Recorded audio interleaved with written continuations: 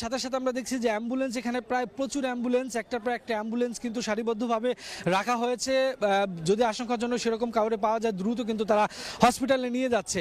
একদম ঠিক আবার একটু বলে রাখি, ঠিক যেই কলেজটি রয়েছে মাইলস্টোন কলেজ, সেই কলেজের ঠিক মাঠের পাশেই মূলত বিমানটি একটি ভবন রয়েছে, একতলা ভবন, দোতলা ভবন, সেই ভবনের কাছাকাছি বিমানটি বিধ্বস্ত হয়েছে। বিমানটি বিধ্বস্ত হওয়ার সাথে সাথে যারা প্রত্যক্ষদর্শী এলাকার যারা লোকজন রয়েছেন তারা বলছিলেন যে প্রচণ্ড শব্দ হয়, শব্দ হওয়ার পরে যখন তারা তাকান দেখেন যেখানে আগুনের কুণ্ডলী তৈরি হয়েছে।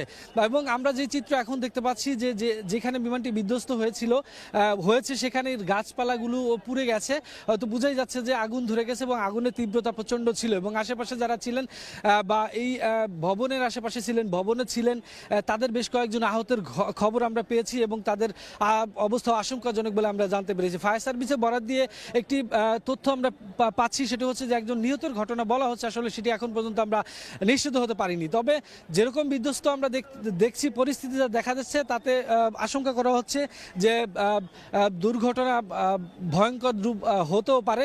সেটা আসলে আনুষ্ঠানিক ব্রিফ করলে আমরা বুঝতে পারবো, কিন্তু এখন পরিস্থিতি আমরা দেখছি যে একদম উদ্ধার তৎপরতা থেকে শুরু করে যারা আহত হয়েছেন, আশেপাশে যারা লোকজন ছিলেন তাদেরকে কিন্তু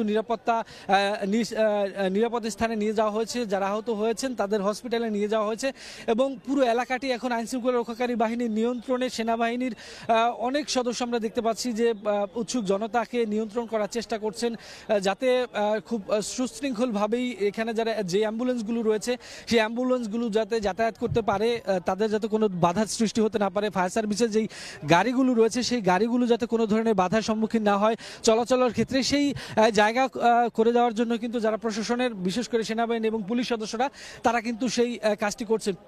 প্রচুর মানুষের ভিড় আশেপাশে, এই কলেজটির আশেপাশে চারপাশে আমরা দেখছি যে মানুষজনের উৎসুক জনতার ভিড়, কিন্তু ভেতরে জায়গাটিতে ঢুকতে দেওয়া হচ্ছে না। যারা প্রশাসনের লোকজন এবং ভেতরে কলেজে যারা ছিলেন স্টুডেন্ট এবং শিক্ষক শিক্ষার্থী অভিভাবক অনেকে ঢুকেছেন, তারা রয়েছেন। এর বাইরে কিন্তু কোনো ধরনের উৎসুক জনতা ভেতরে ঢুকতে দেওয়া হয়নি। উদ্ধার তৎপরতা চলছে, উদ্ধারকারীরা ভিতরে রয়েছেন, পাশাপাশি আইনশৃঙ্খলা রক্ষাকারীরা রয়েছেন। এখন পর্যন্ত আমরা যতটুকু তথ্য জানি যে এখানে আমরা যতটুকু দেখেছি এখানে আসার পথে এবং যতগুলো তথ্য উপাত্ত আমাদের কাছে রয়েছে তাতে এখন পর্যন্ত আমরা দেখেছি যে বেশ কয়েকজন আহত যারা হয়েছেন তাদেরকে কিন্তু এখান থেকে আশেপাশে হসপিটালে নিয়ে যাওয়া হয়েছে। সেই সংখ্যাটাও এখন পর্যন্ত নিশ্চিত না, তবে আমরা এখানে আসার পর 4-5 জনকে নিয়ে যেতে দেখেছি অ্যাম্বুলেন্সে করে। এর আগেও হয়তো বা আরও বেশ কয়েকজনকে নিয়ে যাওয়ার সম্ভাবনা রয়েছে এবং নিহতের ঘটনাটা এখন পর্যন্ত আমরা নিশ্চিত না। তবে একজন কে আমরা দেখেছি যে তিনি